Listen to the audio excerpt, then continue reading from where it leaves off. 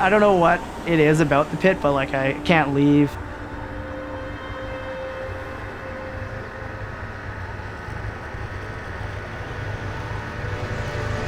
It's just a hole in the ground.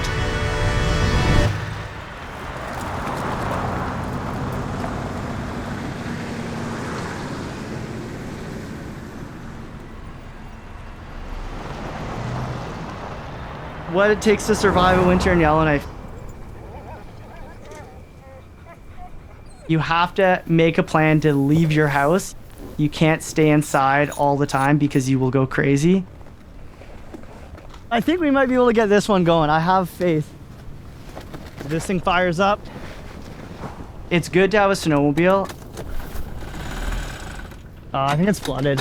I've got 3. I'd say it's tough to live up here if you don't have community, because when it's cold and dark for this many months, you gotta get out of the house. You gotta find something to do. You gotta force yourself to stay busy.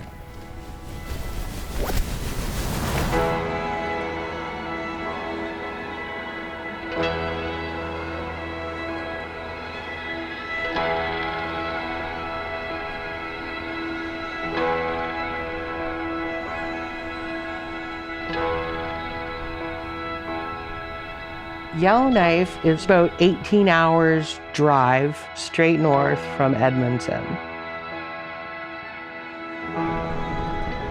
It's a land of extremes. It's not a very hospitable land at the best of times. Nothing comes easy.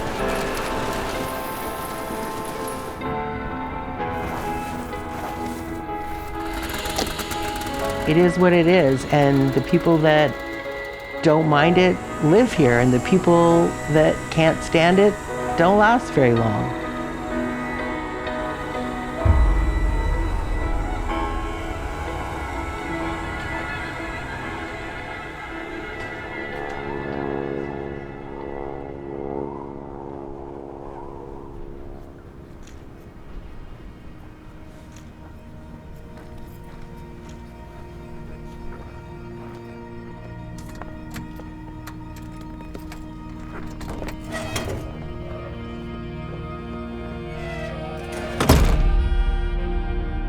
For me, the pit is,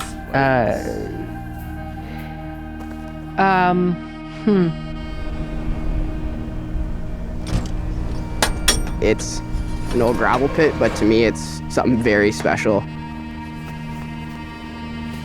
It's a lift-accessed snowboard hill in a gravel pit in Yellowknife, in the middle of nowhere, Canada.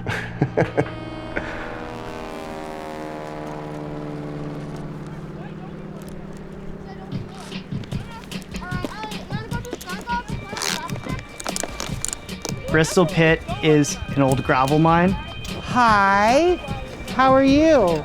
You want to go outside and go for a ski with Dad? When they were building the airport, they needed obviously a lot of gravel, so they excavated the pit. It probably has as much vert as like the landing of a big jump in Whistler. Maybe 100 feet of vert. And that's kind of what we're working with at the pit.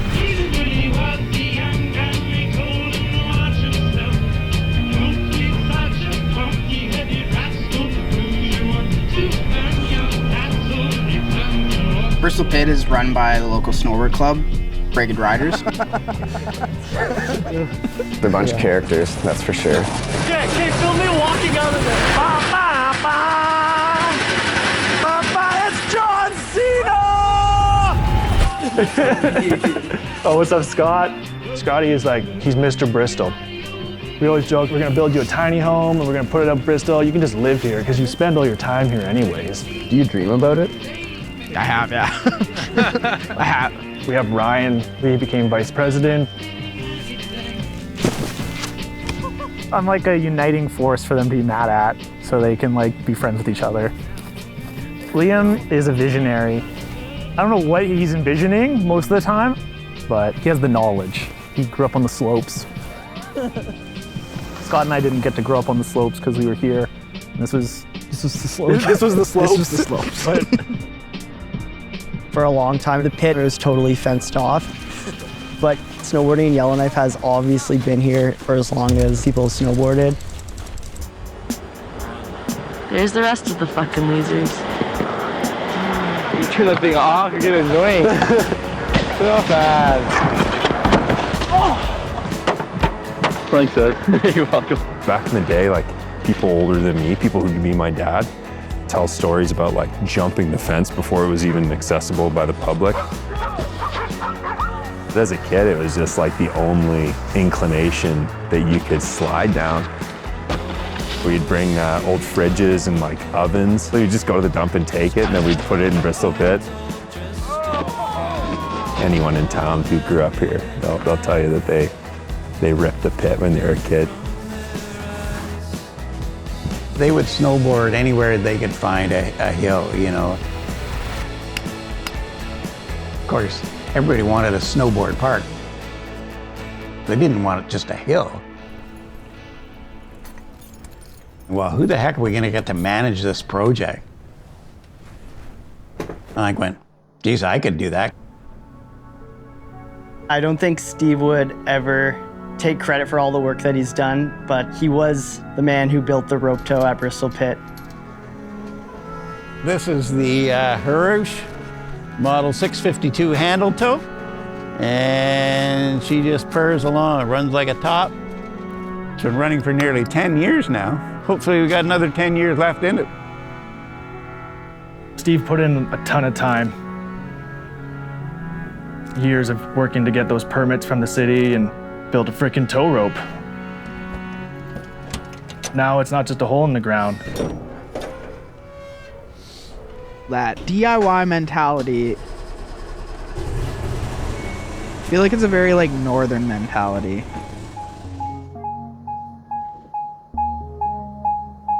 Did he hit the button? What? The wire's out of the ground? Oh, is that why it's not working? Oh, we're fucked. Oh, see, now all the kids are stoked because they get to come up in the bucket. I started skiing when I was 3, raced from 7 to 21. Best memories of my life. I just really wanted to make sure that, you know, the kids in Yellowknife also had that opportunity. Hey, Lucy. How are you? She's for the people, she's for the kids. She's the hill mom. It's your mom. Stacy's my mom. She grew me for 9 months and then she's been there ever since. So yeah, no, I'm just the queen of the pit, so. Give yourself that nickname? No, that's what they call me. Yes, I am the president. And why am I the president?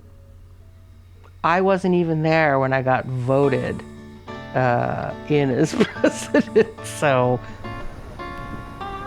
Okay, who's gonna be an electrician? Who wants to grow up to be an electrician? Come on, kids. This is part of the challenge with small communities, is that there are a very few number of people that wear many, many hats. The pool from which to draw is limited. Just getting enough volunteers is sometimes hard. Thankfully, people just love it, and there's been a ton of volunteer hours, but it takes effort to do that. It's not easy. Oh my God, it's minus 34, I think. We have challenges that nobody else has. Feels like it's minus 46. The conditions up here make it super hard to get anything done. Nothing functions the way it's supposed to. But this is Yellowknife. People want to do something, they just get at it and they get it done. We really want to see the community grow, and it might be a bit before someone else comes along and does it. I don't know if there is. Yeah, hard to say. But maybe those kids that are riding here now will be inspired to come and do it as well. I've been doing this for over 10 years, and I'm starting to get the next generation to take over more responsibility. They're just so enthusiastic about what's going on out there. Wow, this thing looks sick. Hell yeah, brother, this is sick.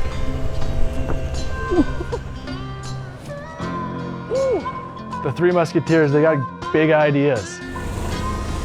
Wait, is this where it's gonna be finally? Oh, That's pretty good. That's pretty good. Brian, you're back. they actioned some of them, and that's awesome. As a kid, if somebody told me that I could design my own park and be there whenever I wanted, I would be all over that. They say like one of the highest sports-related injuries in the winter is from shoveling snow. I heard it on CBC. Yeah, big thinkers. I always feel like I'm kind of the grumpy guy, always sending bad news to these guys. For a long time, he was like, what are these idiots doing? I send lots of text messages. I leave little sticky notes. Still not level, boys. But in the end, it's up to them, and hopefully they've learned, you know, how to run a good, safe, efficient operation. That's good. That's perfect. Took a while, but I think we finally won them over.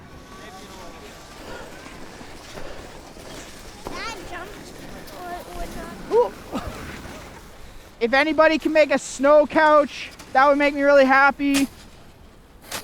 I think it's the first day of spring. It's you know, nice minus 31 to start the day off. All right, James, come here. Come on, come over here.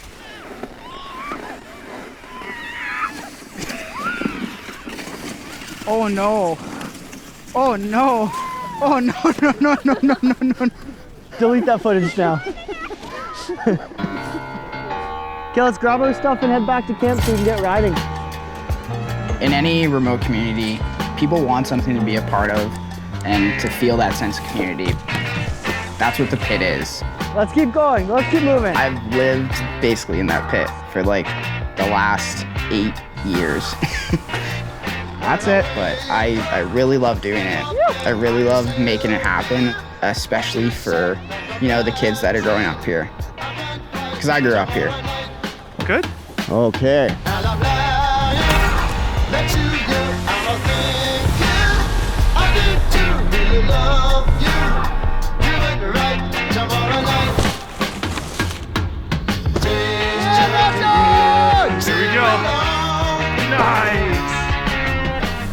Unless there's some, you know, dramatic seismic shift and suddenly our hole becomes a mountain. It is always going to be exactly what it is. We don't know what we did.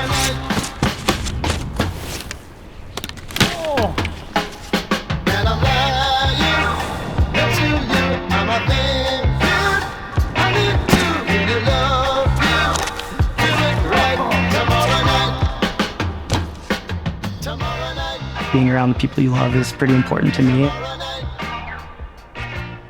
I'd take that any day over skiing deep powder. It's a really special place, and as long as snow exists, I hope the pit will be there. Holy Hendrik! Yeah! You did it! You did it!